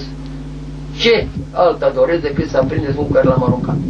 O să zic că da, nu ne jucăm cu asta, ce m-a spus Hristos. Nu ții cont de nimic. Ce să fac la părinți săraci dacă și eu sunt foarte bucuros părinte și astăzi tot așa mă lovesc de copii, de părinții copilor, care ei sunt iertoși și sunt mai mult fete, chiar astăzi am avut o fată, ce să fac, zice, dacă mă vede mama fără inel și fără cercei. Și luptă, pentru că ești o scamatorie cu astea de urechile tale și cu degetele astea. Ce înseamnă asta? Numai verigheta, care are o mare semnificație, dar astea ferește de ochii care cunosc de ochii comuni, așa cu puse și cu nu știu ce știu. Părinte, nu fac revoluție, dar nu cruz pe nimeni. O fac pentru că am o barbă, pentru că, da, așa cu civilizat, nu mi-a scăpat până acum niciunul. Mă întâlnesc cu o doamnă și mă ia, și eu sunt soția părintelui, ăsta e în Elveția, el. Nu știu cum îi zice. Era Bria. Cum? Nu, e sau Dură. Sauca, da. Sau. A, zic, ce bine vă stă așa cu numele ăsta, da, ce-i cu aia decât acolo? Nu era cruce, știți, era o drecie de asta cu un nume, bă. Zic, zice, nu zice că toate sunt gătuite, dar nu toate sunt de folos, nu te, așa. Păi și toate sunt pline și dragul, zice așa, nu, atunci cu ce să faci de doamnă preoteasă? Dom'le, nu ceda nici ea, știți, nu ceda. Pentru că era nevasta lui Cauca. Da? Cauca mă avea la Marie Evlavie, ne-a invitat poate la masă și a fost și el invitat acolo și mă avea la Marie Evlavie, știți? Da, nu facem caz de lucrurile acestea ca să nu ne lovim de, să ne zic că suntem formaliști, că nu știu ce. Dar pe unde, când dau discuție cu ei că să spovedesc, le spun, nu e voie. Fă cruciuliță de transformă. Te ajută crucea care înseamnă toată înălțimea, toată dâncimea, toată rățimea. Sfânta Treime, Sfânta Treime, Sfânta Treime. Da. Legat tot de copii, dacă mai permiteți. Permit, n-am ce să spun, n-am nicio ieșire, deschis de pozită ușa. Un caz. O tânără e studentă, deci pot să spun că e un caz acesta. Mi-a spus la un moment dat, parțial, se spovedea la mine, parțial mi-a spus că are o chemare ea și că trebuie să plece, ca după aceea doar atât mi-a spus, să mai divulge un pic mai departe, mi-a dat telefon că trebuie să plece în lume, să plece de acasă, unde iar revine cu un telefon să spună că ea simte că trebuie să fie nebună pentru Hristos. Și am zis, unde? Te duci la mănăstire? Nu. Și foarte greu am obținut toate aceste elemente, nespunându-mi concret despre ce e vorba. După ce am mai stat de vorbă cu ea, până la urmă ea a plecat, a avut o tentativă de a pleca, dar nu la mănăstire, să meargă pe stradă, așa pur și simplu. Și că este singura ei cale de a se mântui. Și eu am oprit-o și am spus că e o ispită drăcească chestiunea aceasta. Ajungea la Malamucu la propriu, știți? Da. Acolo ajungea. Nu vine pentru Hristos, nu era nebunie pentru Hristos. Era o falsă înțelegere săracă. A înțeles greșit, trebuie explicat. Așa, fetiță, uite, suntem așa cunoscători ai lucrurilor. Sunt eu care sunt și călugări, vă dați seama. Și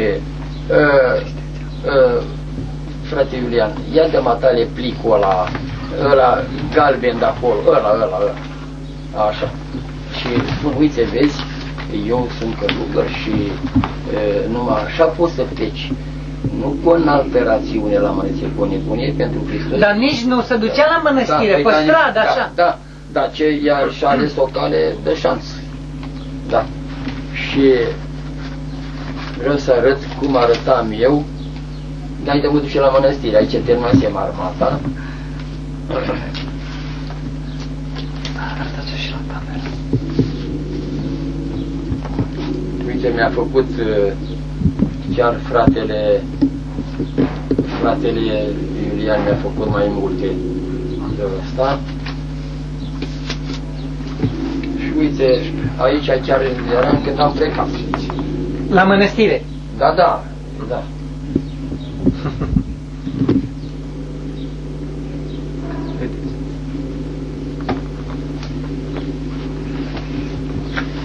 Câți ani aveați aici? 21, m-a luat în armată, știți? 21, 22.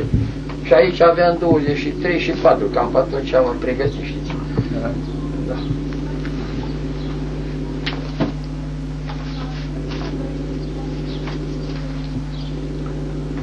Asta puteți să o luați, că mi-a făcut mai multe, fratele. Și mai facem și noi. Și am plecat în niște împrejurări, când fratele meu, frații mei a murit și a lăsat niște copii, care îmi cădea mie în sarcină, știți? În sfârșit, lăsăm asta. Adică fata aceea trebuia oprită cu orice chip.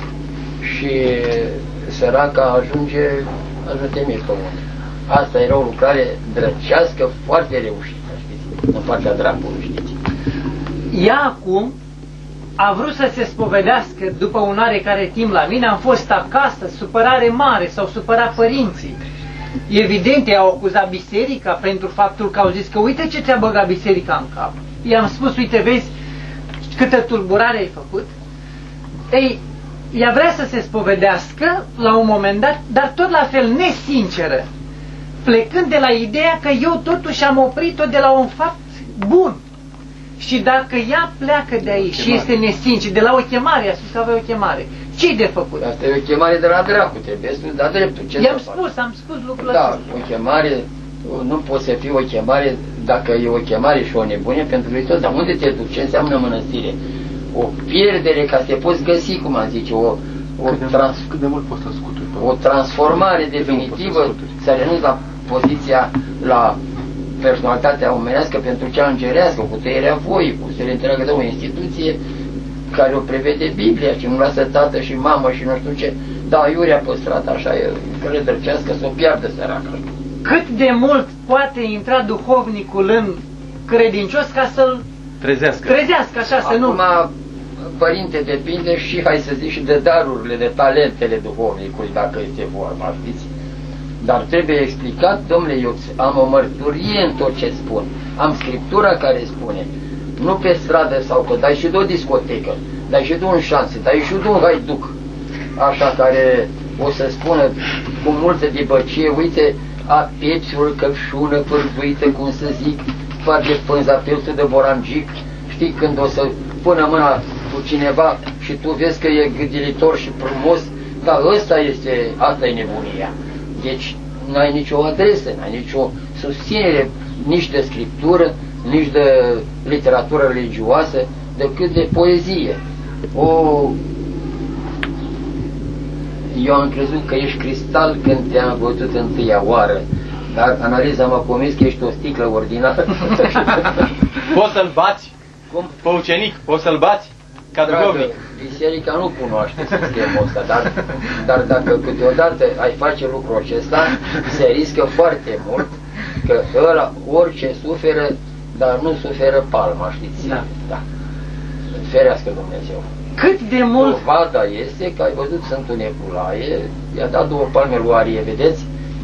Eu în lupta mea până închisori și prin asta care am luptat cu ăștia care nu știau și să le rezema pe ce a făcut Sfântul Nicolae, vă dați seama, eu dacă nu aveam un nume și măcar și închisori acolo, mă doborau cu toate. Dar fapta Sfântul Nicolae, el, cine era Sfântul Nicolae? Un sfânt care nu sugea decât din țâța dreaptă, nu din țâța stângă, care miercuri și nu sugea la măsa, știți? Deci era de naștere. Ales, dar și ce susține acolo, că încăpățânatul Darie, care era foarte învățat, așa, susținea, măcar că ei veneau cu argumentele ăștia extraordinare, cu cărămida Sfântului Spiridon, mă rog. Da. Și dacă au ce adevărat, i-a dat 2 palme. Din drag mare, nemai de mare, a călcat legea omenească pentru cea divină și a tras niște palme din drag. Dar legea la a fost și împăratul, ce sunt aici? Știi, poate găsit și cine era împăratul? Și la închisoare, știți, i-a venit homofob, Evanghelia. Dar asta nu înseamnă că el a făcut bine, legea l-a condamnat. Pentru că noi avem mai mare valabilitate în tot ce produim dacă suntem argumentați și cu viața noastră și cu legea, cu Scriptura. Totul pleacă de aici, de la Scriptură, da. Fata săracă, cred că avea o lipsă, era o bolnavă într-un fel. Și chemare. Poftim, poate ne spuneți câteva cuvinte. Mai bine stai atent, că stai atent și să cineva primit, s-a stins, uite, s-a deschis ușa tare și asta. Cât de dependent, până unde, cât de dependent poate fi credinciosul, fiul duhovnicesc de duhovnic și cât trebuie să se mai lupte și el un pic? Părinte dragă, sunt state și oameni, da. Până la adevărul de credință, să știți. Cât de mult poate, pentru că sunt mulți chemați, puțini aleși, dar cu ocazia asta îmi vine în minte o altă, așa, poate atinge și răspunsul întrebării. Vedeți, spune Apostolul Pavel că fug toți și unul ia premiu. Dar au fugit mai mulți. Ce facem noi cu ăștia, că și ei au fugit și numai ăla? Ce facem cu ăștia? Ce facem cu dreptatea divină? Că nu îi premiu. Ia că eu am fost silit să răspund. Domnule, ăla care ia primul e un pahar mare și s-a umplut. Dar tu care ai fugit, dacă ți-ai pus tot sufletul, dar n-ai ajuns întâi ca ăla, ești un pahar mai mic și al tău plin. Pentru că tu ai pus tot de la un tău. Și atunci, ia că ajung la un lucru care unii s-au sezizat, că spirite critice. Zice, ce? Zice, apostol pe care îl iubea Iisus atât. Dar ce Iisus nu iubea pe toți? De ce iubea numai pe Ioan? Au luat-o de-a dreptul. Zic, uite de ce. Tot așa iubea. Dar Iona avea o capacitate de primi mai multă iubire și mântuitorul să verse mai mult. Mai mult, da. Că el era vasul mai mare. Era vasul mare. Dar ăia erau prinși ei. Nu era niciunul fără iubirea lui Hristos cât îi trebuie, știți? Da. Și de asta vă spun că ei, după mărimea vasului care sunt, așa după capacitatea proprie, primesc de la Dumnezeu. Și asta e ținând cont, am spus, de oameni, de stadiile lor, de... Dar niciun pericol. Poate fi vreo dependență patologică, poate fi vreun pericol în această... Nu e ce patologic, de momentul în care spuneți că nu e patologic, vai de mine ce... Nu. Eu sunt vinovat, cum am zis la mănăstire, am înfruntat-o pe mămica... Nu. În relația credincios-duhovnic poate să fie, dintr-o relație foarte apropiată, vreun pericol, și anume, eu știu, să perceapă totul fiul duhovnicesc prin prezența duhovnicului, de exemplu, aproape să-l divinizeze și cine știe ce să-i separă la un moment dat și atunci cade total. Părinte sau el... Am înțeles lucrul ăsta. Și eu am avut chiar acum un caz când o biată fată a trecut de la un duhovnic la altul, s-a întâlnit cu un iubit, în sfârșit, și acesta foarte îndrăzneț și nu știu ce, știu ce să-i spună, să-i irite, să-i excite, în sfârșit ceva. S-a dus la alt duhovnic, mă rog, și a trecut de acolo până acolo, însă se poate întâmpla să nască sentimente omenești de a-l prețui, până a-l iubi pe duhovnic, sau invers. Asta nu e permis. I-am spus tuturor, schimbă imediat duhovnicul. Asta e soluția. Asta e soluția. Da. Pentru că, părinte, asta este o problemă de fire, de care se servește dracul permanent. Mai ales că începe cu aprecieri de talentele duhovnicului, vorbește frumos, și atunci nu mai vede în el omul taine și vede în el omul discotece, știți, omul de, cum vă spuneam, de pipsurul căpșună, știți? Uite cum să zic. Da. Că mi-e tare de la de corpul, știți? Da. Și, dar nu trebuie tăiat de la început dacă apar aceste lucruri. Da, suntem expuși, părinte, suntem expuși cu chestiile astea. Da. Dar nu avem decât să facem ce a spus Apostolul Pavel. Eu sunt un om, da. Așa numai în Hristos putem să ne păstrăm așa relația, pentru că ăsta e rostul meu și de-aia e venit la mine, în sfârșit. Te înțeleg că ți-a venit ați fetit-o sau nu nimic, e de la diavolul, nu nimic, nu te părăsi, pentru că nu e bine ce faci. Adică așa este pe poziția contrară, te prețuiesc foarte mult, înseamnă că ai posibilitatea să iubești, dar te rog, canalizează pe alt canal, nu știu ce.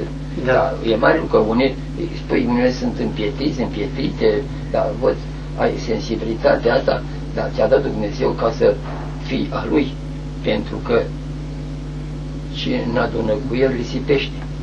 Și să nu fie eroul altcuiva decât eroul lui Hristos, nu eroul meu. Măi, pe ce pot să-ți fac eu? Da. Ce le-ați putea spune unor tineri teologi, unor tineri viitori și chiar preoți, așa, tocmai în misiunea aceasta de duhovnicie? Ar fi bine să ne asculte de la cap la cap, ce am vorbit astăzi, dacă și ei săraci sunt în... Dacă se poate vorbi de o pregătire. Se poate vorbi de o pregătire, în ce sens se poate vorbi de o pregătire a viitorului duhovnic? Mai e o pregătire specială, să spunem. O pregătire tehnică și mai ales o viață aleasă, părinților. Da. Asta este, să știți, copilul nu învață, el nu știe românește că l-a învățat, te-a auzit pe tine și a învățat. Te vede ce faci, tu faci și el. Deci oricât ai spune, tot fapta ta rămâne predica cea mai valabilă și asta. Că dacă te are cu ceva la mână, așa cum spunea, uite ce ți-a învățat biserica, ce a făcut și a generalizat greșeala ei, a dat pe seamă biserică, dracu, așa. Faptele, să aibă fapte, că de fapt asta trebuie să dea toată lumea. Nu o să mergem cu învățătura, mergem cu faptele când o merge, să știți. Da. Da. Sigur, ei trebuie să cunoască, pentru că, uite, întâmplă, în momentul ăsta istoric, cumva, când sunt concepții amestecate în tot felul, să știi să răspunzi, trebuie să fii și deștept, să zicem așa, dar cel puțin să fii trăitor, că ți ajută Dumnezeu, pentru că nu e vorba că și spune, vă dau eu ce să spuneți când apărați adevărul, dar asta nu anulăm să nu învețe, să nu citească, să nu preocupe, să știți. Cum spune într-un loc, dacă te duci la o predică nepregătit, ca și cum vorbești ca un necredincios. Știți? Deci te pregătești, că te analizează, te nu știu ce, știți. Dar cu o cantitate de smerenie îmbrăcată predica ta, ca să vadă că nu vorbești din lumea asta, și să vadă într-adevăr omul tău. Cum era un copil care s-a dus cu tatăl să îl ținea în brațe și arăta icoane. Cine zice? Ce? Doamne, Doamne, tată, Doamne, Doamne, tată.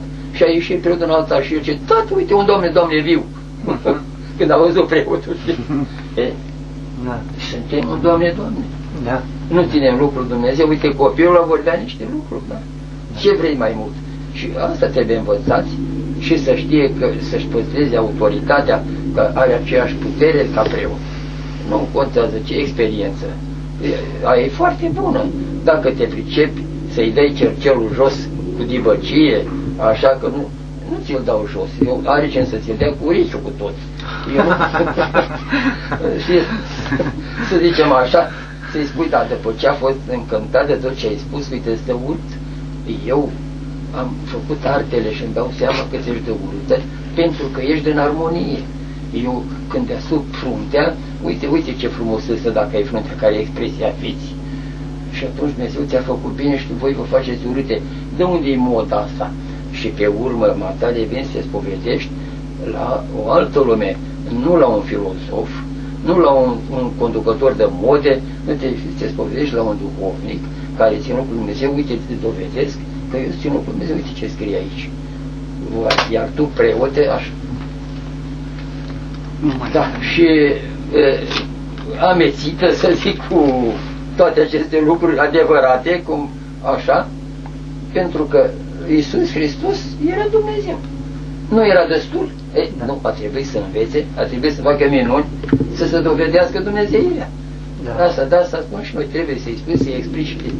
Deci, este important să ai nerul jos, cercelul și nerul jos, dar trebuie să-ți arăți autoritatea faptieștea. Uite de ce e așa. Pe urmă, dacă aș fi întrebat să spun într-un cuvânt ce înseamnă cultura, spune armonie, domnule. Da. Mai mult, dacă aș fi întrebat ce-i Scriptura, domnule, ce-i Biblia aia de se discută atât de mult, de mii de ani, de nu știu ce, nimeni nu poate să schimbe de loc și să reziste, să moare. Ce este într-un cuvânt? Armonie, domnule. Ai Scriptura. Adică, ca să-ți păstrezi armonie, trebuie să jertfești permanent. Și concepte de mântuire creștină, jertfa continuă. N-a mântuit lumea Iisus când a făcut atâtea minuni, stă mintea în loc, învățături nemaipomenite, să uita și vindeca, să zică, n-a mântuit lumea, schimbarea la față pe tabor, numai la cruce, la jertfă, pentru că vedeți, dreptatea care a făcut-o Iisus Hristos se măsură cu 90 de grade. Așa. Da, n-a făcut numai dreptate, a făcut vindecări, a făcut învieri, 180 de grade, dar n-a mântuit lumea. Numai la cruce, la 360 de grade. Da. Adică la jertfă. Mântuitul era pe cruce să vă uita Satana. Abia acum Satana. Deci concepția de mântuire este jertfa. Ia că avem și Sfinții voastre, cred, lume care spune, părinte, a murit fără lumânare, părinte, mai fi liniște că lumânarea nici nu acuză, nici nu ușurează. Are însă o semnificație. Semnificația creștină, jertfa. Ca să luminezi trebuie să jertfești fitirul, ceara. Deci concepția de mântuire, ca să luminezi, e să jertfești. Să știi să jertfești. Și peste tot și în iubire, și în familie, și peste tot. Jertfa e concepția de mântuire creștină. Asta reprezintă candela, lumânarea. Da. Fără jertfă nu se poate cu niciun chip. Da. Despre tristețea lumii, dacă îi se pare. Vi se pare că lumea este tristă astăzi? Cum? Vi se pare că lumea este tristă astăzi? Da, ce întrebare interesantă. Preacuvioși părintele, cucernici părinți, eu vă spun, nu permite întristări cu niciun chip. Nu e adevărat că e altă vreme, măcar că am apărut într-o carte acolo cu cuvântul ăsta, trăim vremuri apostolice și face acolo, în sfârșit, părintele Buga, așa. Nu permit lucrul acesta. Asta e altceva, că trăim un moment mai de criză. Dar asta e îngăduit de Dumnezeu tocmai pentru că noi așteptăm să ne ia pe umeri rătăciți cum suntem. Nu rătăcește că vine și ne ia pe urmă Hristos. Nu există. Tristețea este o foarte mare și reușită operă satanică pe care punând piciorul te bagă de dădejde și te-a ucis. Cu niciun chip dau chiar autograf, zic, Dom'le, o stare adâncă de veselie în inima ta. Nu contează astea, niște momente care trec, părinților, chiar cu adventarismul ăsta, adică chiar cu protestantismul și cu neoprotestantismul, toate acestea se vor stinge, nu contează. E important pentru fiecare noi să fim cum trebuie, noi acolo unde trăim izolați, neștiuți, fie pustie, fie altar, fie chilie, fie familie, să trăim cum trebuie. Vrei să ajuți pe frații tăi, du tu o viață cum trebuie. Uite, mi s-a întâmplat aici o fetiță de 14 ani cu mama ei și cu tată, epileptic. I-am citit, mi-am dat seama când citeam că o să ia criza, a luat-o într-adevăr, și la ușa de afară și a dat 2 ore stătea și țipa. Știți ce am făcut? Am zis ca rugăciune, Doamne, iartă-mă pe mine păcătos, Doamne, iartă-mă pe mine păcătos. Asta mi-a fost rugăciunea ca să o acăp. Adică, vreau să vă spun că să suferi și tu cu cel care suferă. Deci, tragedia întregii lumi trebuie plânsă ca propriul nostru păcat. Asta trăim pentru alții. Nu ne-a creat Dumnezeu numai pentru noi înșine, ca am fi niște lași și am fi niște îndopați, așa cu nu știu ce, și am terminat. Nu. Dacă vrei să ai acea grozavă bucurie divină, trăiește și pentru alții. Noi suntem cu ființa omenească luată ca asta fiziologic, ca o ființă omenească, ca o microcosmă, o lume mică, în care se ognește o lume mare. Întrebarea se pune, deci noi reprezentăm, a făcut Dumnezeu întreaga creație, încununarea creației. A făcut Dumnezeu lumea numai printr-o poruncă, dar pe om l-a făcut, l-a luat, l-a dibuit și acum că după chip și asemănare, ia ca încununarea creației. Și atunci noi reprezentăm întreaga creație. Deci degetul ăsta mic, leagă-te de el să vezi cum suferă toate. Așa să suferim când suferă cineva. Atunci suntem oameni duhovnicești și pe drumul ăla. Cu mare. Mulțumim foarte mult, Mulțumim, Părinte. Pentru puțin. O mare plăcere, o mare bucurie ne-a făcut că... Acum, și să zic și eu, ca să n-am cumva un duc, Doamne ferește, că mi-e scârbă de mândria ta nenorocită, așa, care încă n-am reușit să o alung, vorbesc, uite, bucuria ar fi asta, dragii mei, dacă într-adevăr nu că n-ar înțelege lumea, dacă ar mișca lumea. Că nu a zice ce a mișca înseamnă a ajunge. Și acum să vă spun și întâmplarea asta, când eram mititel, mămica mea, eram la țară, a dus la biserică și a zis, mama, a venit un călugăr la biserică, vai ce frumos a vorbit, dar eu, ce a spus mămică? Nu știu ce a zis, dar a vorbit frumos. Adică trebuie să se folosească. Dar în tot cazul, iertați-mă, cred că m-a ajutat Dumnezeu să am prudența, să pun mișcarea, să mișce roata, nu să ne uităm la ea, uite ce perfect are trebuie să ajute grădini, numai atât, știți? Am vorbit și de hățuri. Exact. Da. Să pui vizitiu pe minte la inimă, cu ea razna, știți? Adică cu dreaptă judecată peste tot. Dar important este că ne-am cunoscut asta. Întâlnirea. Cum? Întâlnirea. Da. Întâlnirea. Asta este important. Da. Și de multe ori părinților vă spun, mă gândeam, dom'le, chiar dacă n-ai spune nimic, dacă ar veni Mântuitorul și n-ar spune nimic, cred că ne-ar mișca pe toți și parcă numai așa ne putem în sfârșit hotărî, chiar dacă n-ar spune nimic. Pentru că n-a rămas nimic să nu ne spună și să nu ne mișcăm. Ori pe unde o iei, orice interpelare ai da, te lovești tot exact de el. Tot ce a spus Hristos e adevărat. Tot ce a spus Hristos e adevărat. Așa spunea un frate de mănăstire și numai așa zicea și tot ceea ce săracul și-a pierdut mintea. Zice, nu mi-am pierdut, dar tot ce a spus e adevărat și așa am murit. Așa este. Da. Și asta e. O tăcere adâncă înseamnă o rugăciune adâncă. Stai de vorbă cu tine. O mare nenorocire până cum să cunoaște pe sine. Dacă o cobori și stai de vorbă cu sine, ești mai mult decât în via morții, cum spun părinții. Stai de vorbă, unde te găsești? Dar eu așa am plecat mereu de la momentul în care îl trăim. Că dacă trăim momentul ăsta, câștigăm viitorul și reparăm trecutul. Momentul ăsta, dacă e pierdut, cauzat într-un lanț, lanțul nu mai e lanț. Da. Și câtevul o zada asta, vedeți? Ei, la momentul ăsta, că dacă ar fi cu putință, să întrebăm pe cei de sus, ce va costa Dumnezeu la atâta fericire? Ăsta e răspunsul. Timp puțin, timp că trecut bine, n-am făcut altceva. Care e bine după Hristos? El e cel ce este. Dar iertați-mă dacă nu vă obosesc. Pomeniți-mă și pe mine pe acolo. Ziceți Arsenie și pe acolo spomite, să știți. Este singura mea bucurie că părinților, vă spun drept, nu mă tem. Știți de ce? Nu am atins. Dar nu mă tem pentru că am fost cinstit.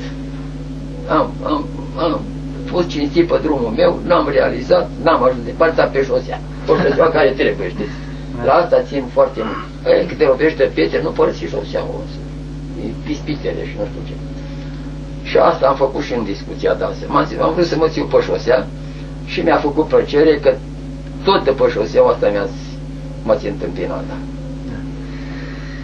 Am teancuri de scrisori necitite, părinților. Cred. Vă rog să credeți, dar ce să facă? Uite, în momentul, fiecare moment e aglomerație. Da. Acum eu slujesc, sunt singur. A venit un părinte acum la oficializat că e patriarhul aici, sunt umite. De fapt, îl cunoșteam, eu l-am călugărit acum 30-40 de ani la Slatina. Și încă am un părinte acum, începând de să facem cu săptămâna, eu nu știam ce e cu săptămâna. Sunt de 23 de ani. Permanent. Permanent, da. Facem cu săptămâna, nu e nimic, poate mai mă ușurează la pomeniți, la spovediți, da. Unde vă duceți acum? Înapoi acasă. Da. Credeam că în sus, cumva. Așa. Nu se poate fără ucenici. Păi dați-le exemplu, știți. Ne faceți o rugăciune de drum? Da, cu plăcere, stați un pic. Adevărul este că îmi spunea un părinte aici că și-a cumpărat mașină, nu știu ce știi, de la o mănăstire. Și ce trebuie? Zic, bă, zic, uite ce mergi pe roate, dar cu aripi. Dacă nu vă supărați să vă notez aici, Da. nu numai pentru rugăciunea asta, ci și pentru acea sfântă la care țin proscomidie, știți. A fost un grup de greci aici, la zile alt grup, la alte zile alt grup, din greși, preoți au fost aici. Trec eu în partea asta. Vă rog. Și mi-a făcut plăcere, știți, dar vă rog să credeți că nu mă așteptam la greci, eu care am evlavie la ei, când mă gândesc la Pantagoras, Pantus Antropos Metrom, știi, când a spus că omul măsura toate. Este o măsură a toate, dar omul Dumnezeu, cum a fost Dumnezeu omul, nu oricum, știți, da. Și am văzut preoții noștri nițel mai trăitori, bine puși la pom față de noi. M-au întrebat așa lucruri foarte, foarte simple, care, bine, da, că voi aveam unei bărbele mari și mai bătrâni, voi ați practicat până acum, fără să știți că lucrul ăsta nu era voie, în practica preoțească, ca duhovnici, ca nu știu ce, da. Au fost întrebările care mi s-a pus aici, mult mai mature, sau mai bine zis, mult mai susținute de dogme, de canoane. Canoanele săracele, pentru că noi am întâlnit preoți bătrâni cu funcții de protop și nu știe ce lapidarion, știți? Este o mare greșeală pentru preoți. Să nu cunoască lucrul acesta, știți? Că te orientează foarte mult, pentru că spune la supănsemarea canonul 87 a Sfântului Vasile, ce că orice cuvânt al Sfinților Părinți are putere canonică. Și eu am văzut că are dreptate. Și acum vorbim, trebuie să suntem preoți, că cu răspundere. Aș vrea să știu, ne-ar putea critica cineva de întorci acum și că nu suntem susținuți? Da. Așa. Și am spus pe de rost. Fără, da, deci, vedeți, e o lucrare a Duhului Sfânt atunci unde doi se adună sau cumva. Da. Totul este, dragii mei, la început, pe urmă te aștept să fii cinstit, așa, și intră în luptă. Intră cu eroism, nu cu lașitate. Așa, e o mare greșeală la preoți. Nu citesc Mărturile Sfântului Vasile. De ce, mă? De ce dezarmați? Dracu e tolerat. El nu e mlădiță în viță să sugă, să trăiască, să mugurească, să rodească. El nu e nimic, e un apostat. Să facă, să furișează. Dacă fuge de orice când își face cruce, sau, da, așa, nu se lasă, dar tocmai de-aia îngăduie Dumnezeu să te atace, ca să-ți dovedească că e un slăbănoc, dar să te fie rău, nu numai decât să fugi, pentru că înfruntă-l. Da. Și mai e foarte multe lucruri așa. Eu am aplicat un plan de foc care e în armată, l-am aplicat și la noi în duhovnicie. Da, în preoție, în duhovnicie, da. Planul de foc în armată este ăsta. Iar am avut bucuria când eram militar să fiu chiar eu cel care a trebuit să răspund acolo, era general, era așa, determinarea precisă a poziției tale. Da.